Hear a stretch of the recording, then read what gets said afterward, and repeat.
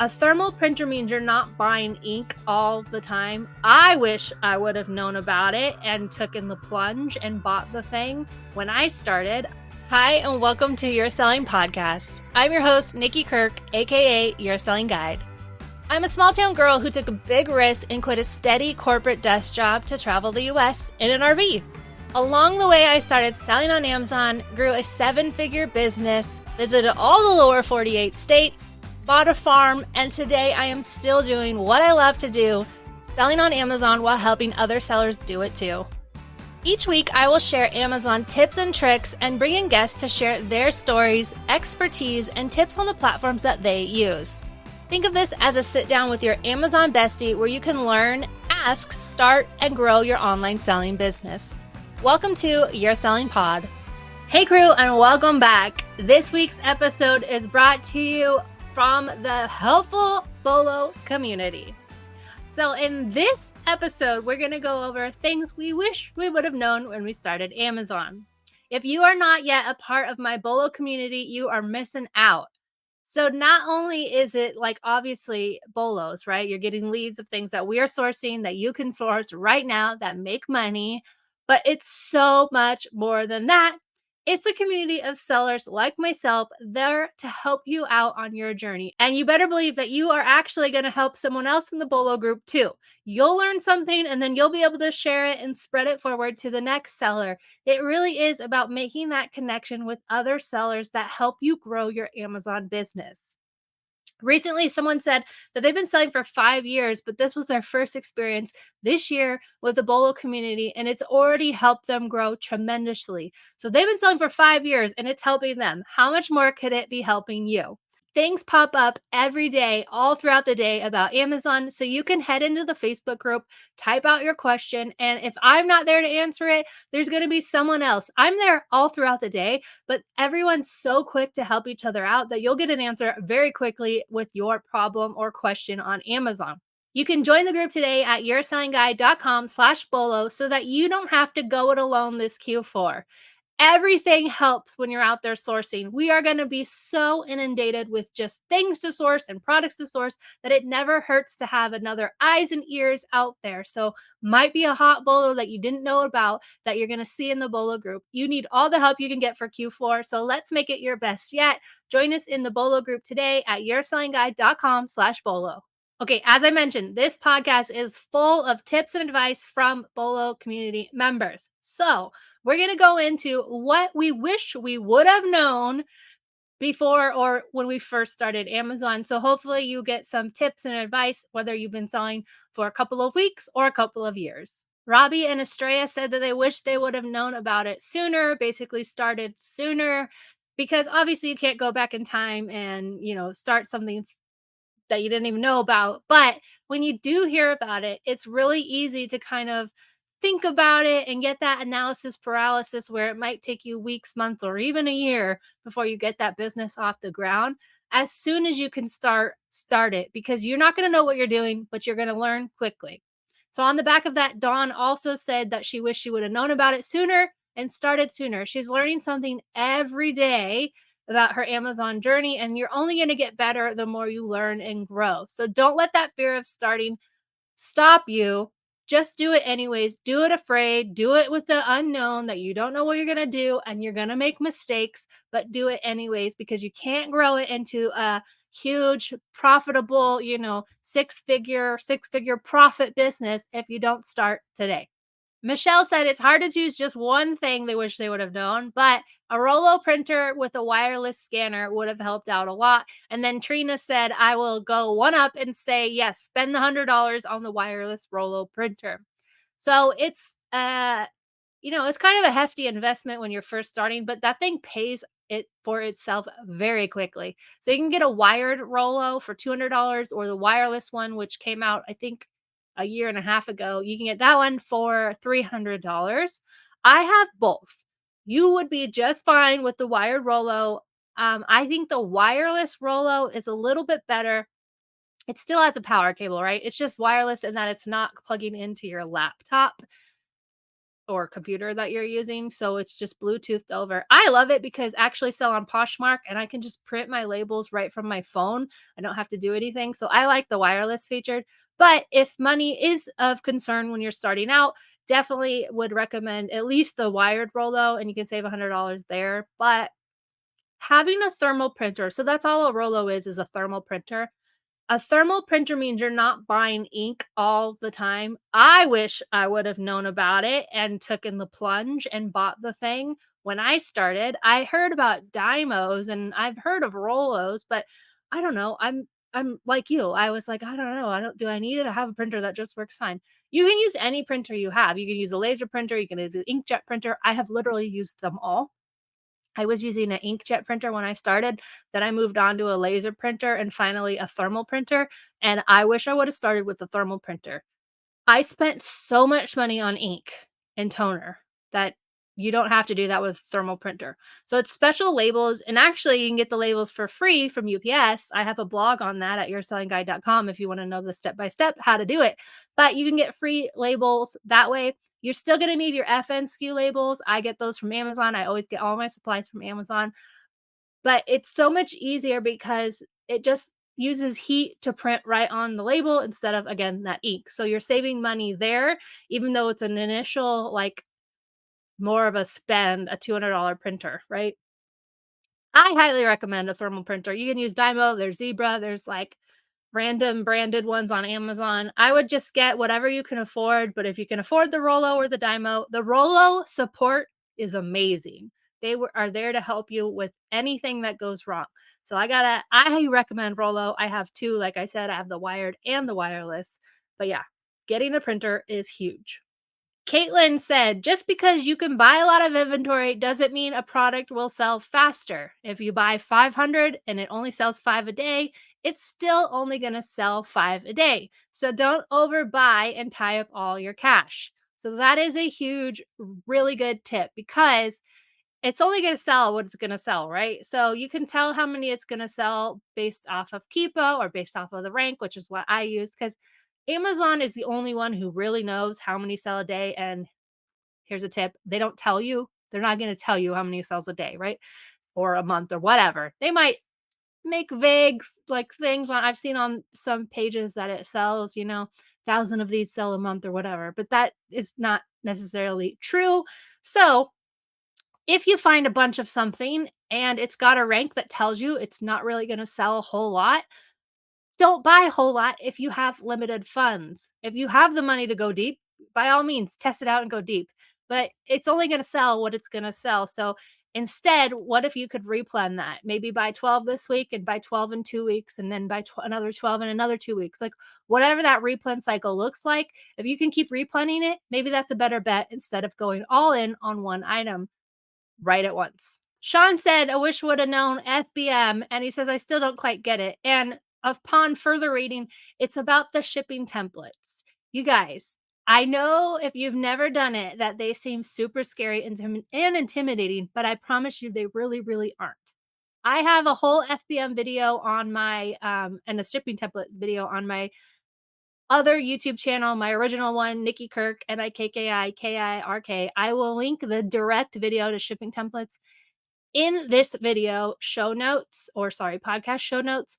It is not as scary as you think. Even if you just set up one shipping template with you where you offer free shipping, and you can also offer standard on it and expedited, it's not nearly as intimidating. In fact, now that the UPS has their new rates out where they kind of got rid of first class and rolled priority and first class into this thing called Grounded Advantage, actually is a little bit cheaper than it used to be to send stuff. So it's all working out on the positive for FBM. So don't let that fear of the shipping templates scare you. It's not scary.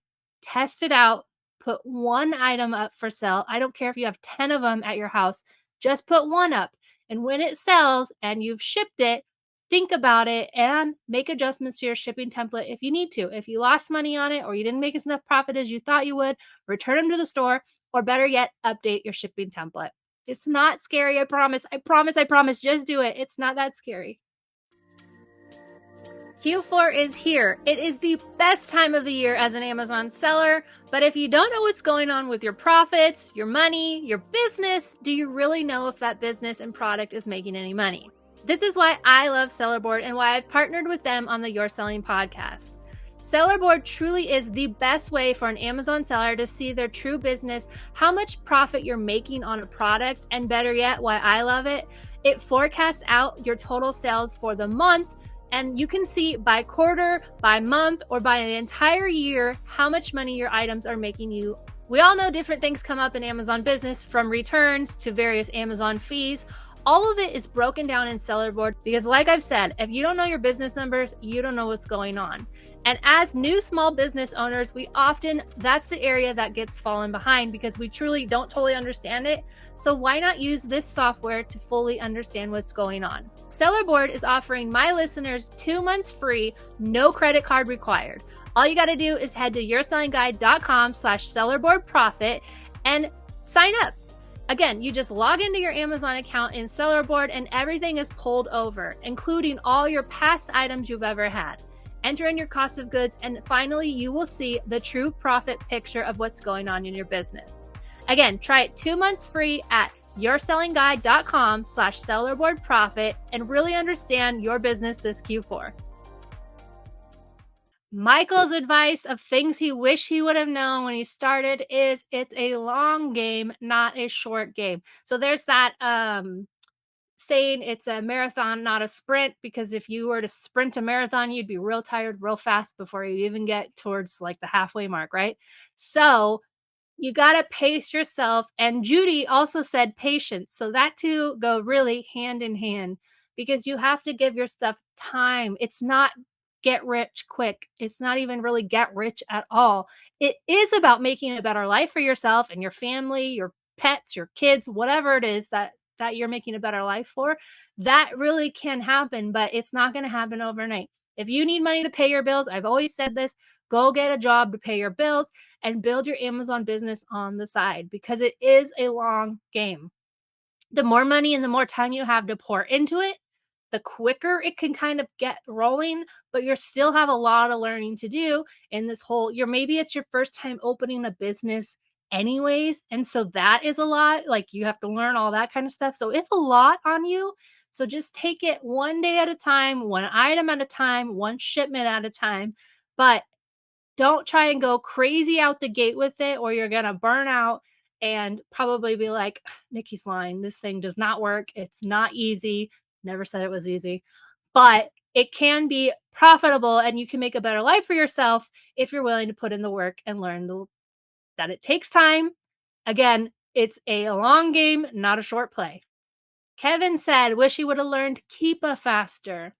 If you are not using Keepa, you really, really, really need to be, because Keepa is going to tell you everything you need to know about a product. So first you scan it on the Amazon seller app, and then if you scan it in Keepa, you can see all the details. So you can see the price history, if Amazon was ever selling it, if the ranking is stable. Now there's free Keepa and there's paid Keepa. You do need the paid one to see all this stuff. The free one is usually very basic. Like you can see if Amazon was selling it. And I think the price history. You can't see the offers. You can't see the sales rank history. I don't think you can see the buy box data. There's a lot of stuff. And Keepa, it's pretty inexpensive. I think it's around $20 a month. I pay for it by the year, but you guys, it really will tell you a lot. Specifically for Halloween costumes, I've been using Keepa to look up all the different variations of a listing. Because if you need to know the variations to, one, look up the different sizes, but two, know how many variations are on a product, because that's going to tell you if that rank is like, if that ranks for one item because it's one product page, or if that ranks for all 20 different variations of a product, then that rank is really not as telling, right? Because that rank is telling you this whole product page, which encompasses 20 different variations, is this rank. But that doesn't mean that the small, the medium, the large, the blue, the green, the gray, that those all sell equally. They don't. And you can see which one has better sales rank in Keepa. Eric said he wished he would have known that on Sellerboard, you can have multiple costs of goods. So say you buy a toothpaste for $10 this week, but then you find it at another store next week for $5. You can account for all that in Sellerboard. So in Sellerboard, which you guys know I love Sellerboard, they are a partner on this podcast. It helps you see your profit right there on the products that you are shipping after all of the shipping, after all the Amazon fees, all the FBA shipping, all that stuff right in there. You can see your profit on your products. Now, if you get something and the cost is different, you can go into your products, which is where you would enter your cost of goods, and you toggle that constant cost. You go to the next option, which is, I think it says by period or something like that. You would add a new one and you say, okay, starting this week, I got it for $5 at this place. And so now you can adjust those different costs in your seller board. So you don't have to kind of how I had been doing it, because I also didn't know this. I had been doing it where I would just average out the costs. Say, I know I bought 10 at this price, but I got like 10 at this other price. And so I'd kind of average it out in my seller board. But now I know how to do it this way. So hot tip, if you're using seller board and you have products with different prices, you can account for that in your products dashboard. Trina said, just because you can sell a product doesn't mean that it will sell. One of the main things I see new sellers make the mistake of is buying stuff just because they can sell it. Like, because, like I said, when you're gated and stuff, it's really frustrating. So, if you see that you can sell something, you might overlook that it does not have a sales rank, or that the rank is in like the millions or the 700,000s in a category that it really won't sell in. So, just keep that in mind, that just because you can sell it doesn't mean that it'll actually sell. Jenny said she wished she would have joined a Bolo group sooner. It helped me know what to scan and look for. There are items I didn't think to even scan, which led me to so many other branch leads. Mark said joining a community early on and speaking to other sellers close to the level that you're at and the level above you so that you can continue to grow. And Jackie said same thing, joining a Bolo group. It opened my eyes to so many other categories to scan. You guys, I'm not just trying to get you to join the Bolo group because I want you to join the Bolo group. I'm trying to get you to join the Bolo group because it's going to help you in your Amazon business. You're going to learn so much stuff by joining the group, not just the Bolos like I talked about. It's like, that's awesome. That's great. But it's talking to other sellers. That really is how you learn in this whole Amazon journey. Anne says she wished she would have known about sales ranks, how many sellers are on an item, Keepa's buy box info, and all of that. So we got into Keepa a little bit, and I've touched on sales rank. But in Keepa, if you're on the desktop, you would go to data and then buy box statistics. Or if you're on your mobile app, you just scroll down to the bottom. There's like a bar. You can scroll over, buy box statistics. That tells you how many sellers are getting the buy box and what percent they're getting. The main reason I look at it is for Amazon. If Amazon's on a listing and they share the buy box, so not 100% Amazon buy box wins, but maybe they have 85% and then 15% they're sharing, I might test out something if Amazon's selling it, but they share the buy box. So that's all the different information that you're going to get out of Keepa. Dennis said he wished he would have done more FBA in the beginning. So I think it can go either way, right? Like, you either are scared of FBM or you're scared of FBA. If you're one of those unicorn sellers who loves them both, congratulations. I love them both now, but I was terrified of FBM when I first started.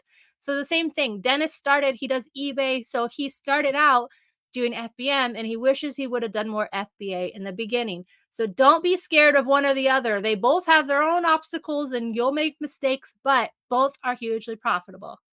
Along the same lines, Ashley said, I wish I would have known to look at Keepa data and sales ranks better. Would have saved myself from buying a lot of bad buys in the beginning.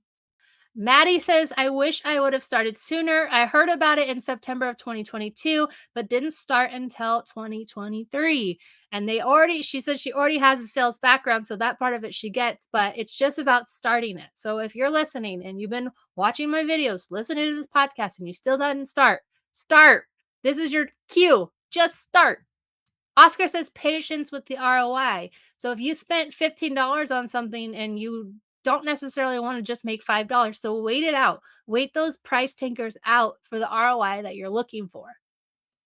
Gary said, it sounds really basic, but just the importance of cash flow and capital. So when you start, if you've already started, you already know this, right? But Amazon, you won't get any money back for 4 to 6 weeks. It's not a fast play here. So, because of that, you have to kind of, if you've only got, so I started with $1,000 roughly. I think it was like 750. I started with a small amount of money. Maybe it was 500. I'm forgetting. It was a small amount of money that I started for inventory. I think I started with 1,000 total, and some of that was supplies. So for inventory, I started with a little amount.